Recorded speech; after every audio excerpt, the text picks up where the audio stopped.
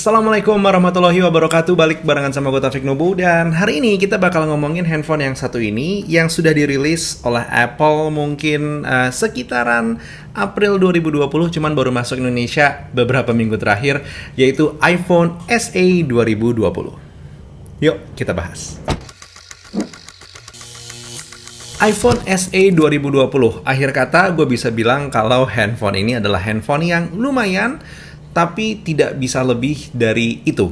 Jadi ya, standarnya adalah lumayan. Anyway, sebelum gue lebih banyak ngomongin tentang iPhone SE 2020 ini, gue harus bilang terima kasih sama Spigen Indonesia by Unique Store yang udah ngesponsorin video ini dan bisa ngebantu gue untuk jajan si iPhone SE 2020 ini. Spigen Indonesia by Unique Store sendiri adalah tempat terpercaya gue untuk beli aksesoris handphone seperti Neo Hybrid ataupun Thin Fit untuk iPhone SE 2020 atau iPhone 7, 8, dan juga SE 2020 lebih tepatnya. Nggak ketinggalan juga tempat terpercaya gue untuk beli tempered glass seperti Glass TR Align Master yang lagi gue pakai saat ini di iPhone SE 2020.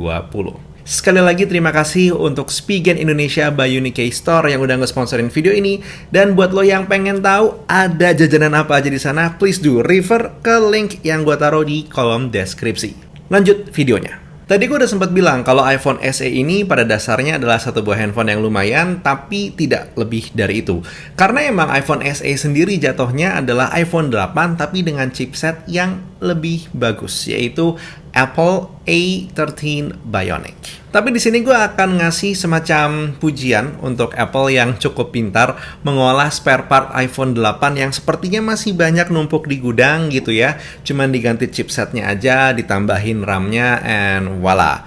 You get a new product yang bisa dipasarkan dengan segmentasi yang baru lagi, marketingnya baru lagi, dan mungkin gaining a bit or a lot of profit dalam perjalanannya. Ya, itu fungsi si iPhone SE 2020 ini. Banyak yang nanya di video unboxing apa aja persamaannya iPhone SE 2020 dengan iPhone 8. Pada dasarnya semuanya kecuali chipset. Untuk RAM-nya juga mengalami penambahan dari yang tadinya 2GB menjadi 3GB. Mungkin terlihat biasa aja, tapi untuk penggunaan harian ini jatuhnya lumayan berasa.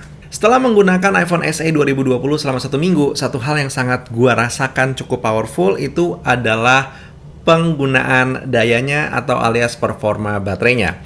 iPhone 8 gue nge-charge paling nggak 2-3 kali sehari, sementara iPhone SE 2020 itu kalau misalkan gue coba maksimalin dari 100% ke 0%, penggunaan cukup heavy menggunakan koneksi WiFi, gue bisa bertahan sampai 1,5 hari dengan screen on time 5 jam. Ini dengan iPhone 8 gue tidak pernah terjadi, tapi dengan iPhone SE easily itu dilakukan setiap harinya. Jadi terbukti iPhone SE 2020 dengan A13 Bionic itu benar-benar efektif secara penggunaan baterainya. iPhone SE 2020 ini juga sebenarnya jadi salah satu handphone yang emang menurut gue menyenangkan untuk hari-hari, terutama buat lo yang pengen punya handphone yang compact dan juga masih punya Touch ID, nggak ketinggalan, ukurannya kecil, masih gampang dikantongin dan gampang dipakai. Ya mungkin jatuhnya niche market di tahun 2020 ini, cuman kalau lo punya jiwa old school dalam menggunakan handphone, iPhone SE 2020 is actually one of the best phone untuk memenuhi antara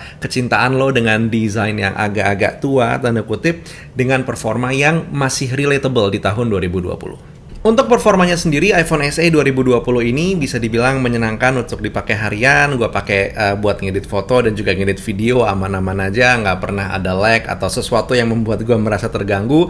I don't play games karena layarnya yang buat gue terlalu kecil, tapi kalaupun emang diajak main game, performanya sebenarnya aman-aman aja. Karena hey, it's A13 Bionic, yaitu chipsetnya Apple yang baru aja dirilis tahun kemarin. Buat lo yang penasaran dengan hasil kamera dari iPhone SE 2020, pada dasarnya adalah hardware-nya sama dengan iPhone 8. Tapi hasil yang bisa gue dapatkan seperti ini. Secara image ini jadi sedikit lebih clear dan juga bisa dibilang punya performa dynamic range yang lebih bagus. Semuanya lagi-lagi thanks to A13 Bionic yang emang ngebikin performa iPhone SE 2020 jadi super powerful. dari tadi temanya ya sama ya, kekuatan si iPhone SE 2020 ini memang adanya di A13 Bionic yang ngebikin performa handphone ini dari yang tadinya biasa aja kalau kita menggunakan yang biasanya yaitu iPhone 8 cuman jadi sekuat itu begitu pindah ke iPhone SE 2020. Mulai dari daya baterainya, terus juga untuk pengambilan fotonya sampai performa hariannya kalau dipakai sehari-hari. Ya, ada impact juga mungkin penambahan RAM 1 GB. Tapi gue cukup yakin semuanya ini bisa dibilang menjadi lebih lagi karena emang si A13 Bionic-nya. Apakah senyaman itu? Ada satu hal yang cukup mengganggu gue di iPhone SE 2020 yaitu iOS 14. Gue tahu beberapa orang punya keluhan dengan iOS 14, mereka ngerasa terlalu buggy. Gue sendiri menggunakan iOS 14 di iPhone SE 2020. Jujur selama penggunaan gue bugnya ada tapi tidak terlalu banyak. Apakah mengganggu? Iya. Karena kadang-kadang gue menemukan aplikasi tiba-tiba freeze, nggak bisa dibuka atau berhenti gitu aja. Pretty sure ini terjadi karena si iOS 14 yang baru di awal-awal pengembangannya. Jadi kalau misalkan mau aman, kalau bisa tidak langsung diupdate, stay di iOS 13. Cuman kalau pilihannya adalah harus naik ke 14, dan mau kayak gimana lagi? Kita telan aja sabar-sabar.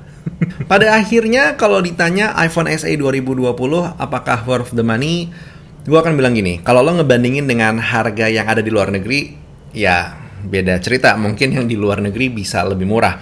But kalau kita coba ngeliat harga resminya 8 juta udah dapat iPhone baru dengan performa yang hitungannya aman, I'll say just buy it. Dibandingin lo ngebeli let's say iPhone 7 Plus yang harganya 6 jutaan atau 7 jutaan.